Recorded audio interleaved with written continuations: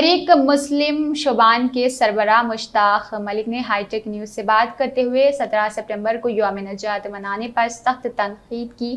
آئیے دیکھتے ہیں انہوں نے 17 سپٹمبر کے تعلق سے کیا بات کہی۔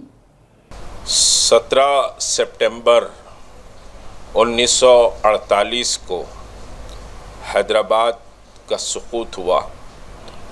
نظام دکن آصف جاہ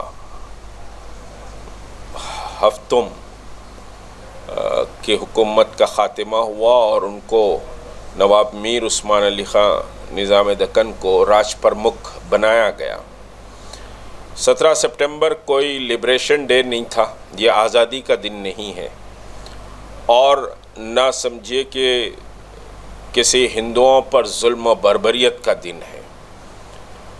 یہ تو بہرحال دکن کے وہ مسلمان جو خوشحال تھے، خون کی ندیاں سڑکوں پر بہا دی گئیں، گھروں کو لوٹ لیا گیا، دیوڑیاں چھوڑ کر مسلمان نکلے، اپنی جان بچانے کے لیے اضلاعوں سے سفر کرتے ہوئے حیدرآباد پہنچے، حتیٰ کہ عصمتوں کو بچانے کے لیے بولیوں میں سینکڑوں خواتین سمجھیے کہ اپنی جان دے دی۔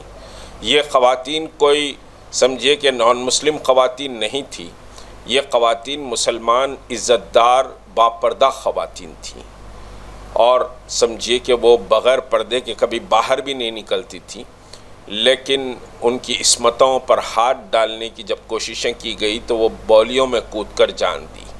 یہ تاریخ کا بہت بڑا المیہ رہا ہے، اور پھر آج تاریخ کو بدلنے کی کوشش RSS سنگھ پریوار بھارتیہ جنتا پارٹی کر رہی ہے۔ 17 سپٹمبر کو یوم آزادی منایا جا رہا ہے، اس کا جشن منایا جا رہا ہے۔ جشن اس بات کا کہ لاکھوں انسان پنڈت سندر لال کمیشن کی رپورٹ کے مطابق ختم کر دیے گئے۔ جشن اس بات کا کہ آپ نے ظلم و بربریت کے ایک نئی تاریخ رقم کی۔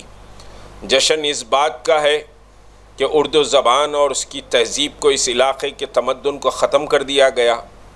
کس بات کا جشن ہے؟ بہرحال انضمام تھا، ٹھیک ہے، انڈین یونین میں تمام راجہ رجواڑے اور حکومتیں داخل ہو رہی تھیں۔ ایک مضبوط ہندوستان کو سمجھیے کہ بنانے کے لیے یہ ساری حکومتوں کو یکجا کر کے انڈر ون سمجھیے کہ بینر انڈین یونین میں لایا جا رہا تھا، وہ ٹھیک ہے، اور وی آر سمجھیے کہ proud to be Indian, we are Indian, اور ہم آزادی کے بعد کی پولیس ایکشن کے بعد کی پیداوار ہیں۔ تحریک مسلم شبان ہر سال یوم نظام دکن مناتی آئی ہے۔ اس دن کو ہم نے شہیدوں کے خراج عقیدت اور نظام دکن کی جو تاریخ ہے، نظام نے بہرحال تلنگانہ ریاست کی بات کہوں، اب کرناٹک اور مہاراشٹرا کے بیڑ، ناندیڑ، عثمان آباد، لاتور، اورنگ آباد کا ذکر نہیں کروں گا، تاریخ لمبی ہوگی، تو نظام دکن کا جتنا احسان تلنگانے پر ہے اور پھر ہندوستان کی سمجھیے کہ ترقی کے لیے اور ہندوستان کی فوجوں کے لیے ہے، آج کا اڈانی اور امبانی یا آج کا سنگھ پریوار 7 جنم بھی لے لیں تو وہ احسان کو نہیں اتار سکتے۔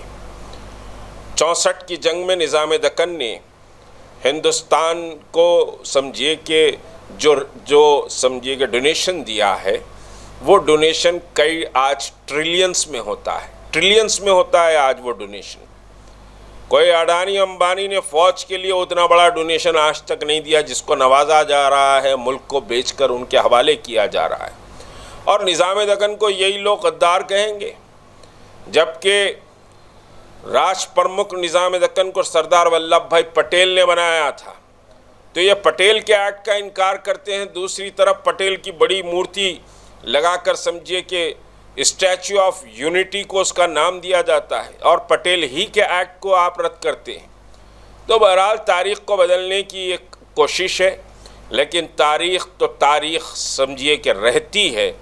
ہم 17 سپٹمبر کو بعد نماز ظہر مسجد جودی جہاں نظام دکن کی مزار ہے، وہاں نظام دکن کو خراج عقیدت ادا کرنے کے لیے تمام جماعتیں، الائٹ سمجھیے کہ جتنے اسکالرس ہیں اور علماء مشائقین وہاں جمع ہوں گے، تاریخ بہرحال زندہ رہے گی.